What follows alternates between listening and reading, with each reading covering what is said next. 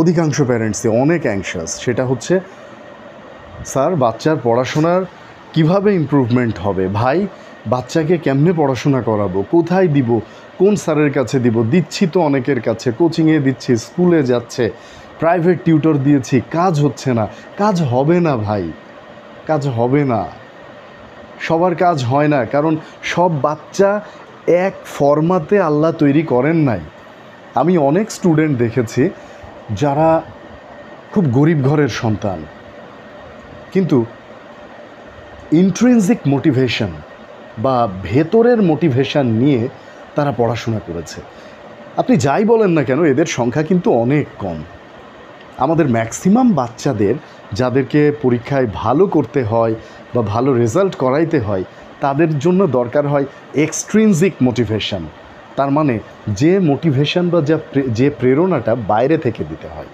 আচ্ছা, এখন কথা হচ্ছে এই মোটিভেশন কে দিবে, কিভাবে তদারকি করব? অনেক লম্বা ভিডিও বানাবো না, খুব ছোট্ট করে বলবো।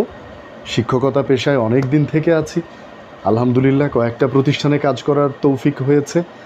সব কিছু মিলিয়ে ভালোবেসে কাজগুলো করেছি, তার জন্য আমার ভালোবাসা থেকে আমার যেটুকু অর্জন আমি সেটুকুই আপনার সাথে শেয়ার করব।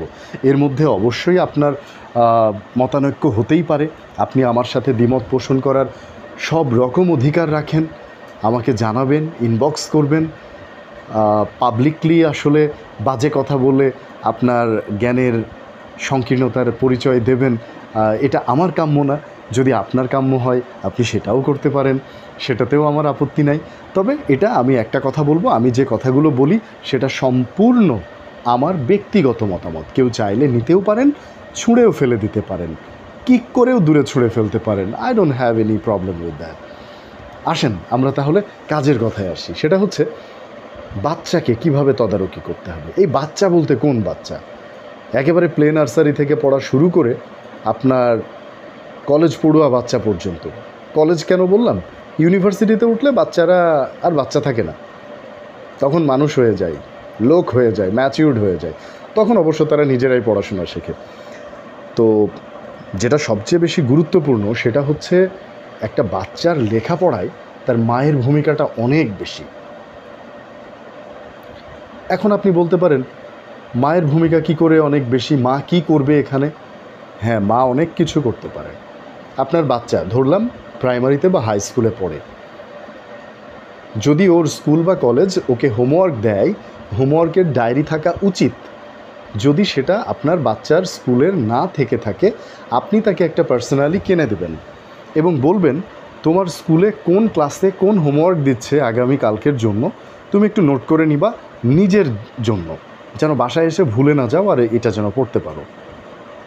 এবং আপনি এই হোমওয়ার্কটা চেক করবেন, এই হোমওয়ার্ক ডায়েরিটা চেক করবেন কি পড়া দিচ্ছে। তারপরে যখন বাচ্চাটা পড়ছে তখন আপনি চেষ্টা করবেন ওকে এমন একটা ঘরে পড়ানোর যেটা আপনার নজরদারিতে আছে, আপনি দেখতে পাচ্ছেন যে আপনার বাচ্চা পড়ছে। আরও ভালো হয় যে ঘরে পড়ছে সেই ঘরে যদি আপনি অবস্থান করেন, আপনি যদি একটু থাকেন পড়ার সময়টাতে। হ্যাঁ, আপনি সব সময় থাকতে পারবেন না, দ্যাটস কোয়াইট ন্যাচারাল, কারণ আপনার অনেক ঘর গৃহস্থালী কাজ থাকবে, আপনার যদি আরও বাচ্চা কাচ্চা থাকে তাদের পেছনে সময় দেওয়া থাকবে, আপনার একটু মোবাইল ইন্টারনেট ব্রাউজ করতে ইচ্ছা হলে মোবাইল নাড়াচাড়া করতে ইচ্ছা হতে পারে। তো যদি সেটা হয়ে থাকে, মোবাইল আপনার যদি ইন্টারনেট ব্রাউজ করতে ইচ্ছা হয়, মোবাইল দেখতে ইচ্ছা হয়, তো থাকেন না। আপনার বাচ্চা তো চেয়ার টেবিলে বসে পড়ছে, আপনি ওই পাশে বেডটাতে আপনি শুয়ে শুয়েই একটু আপনার কাজ করেন, আর আপনার বাচ্চাকে বলেন যে বাবা বা মা তুমি কি পড়ছো, একটু জোরে পড়ো তো, আমি যেন শুনতে পাই যে তুমি পড়ছো। This is very important, very very important.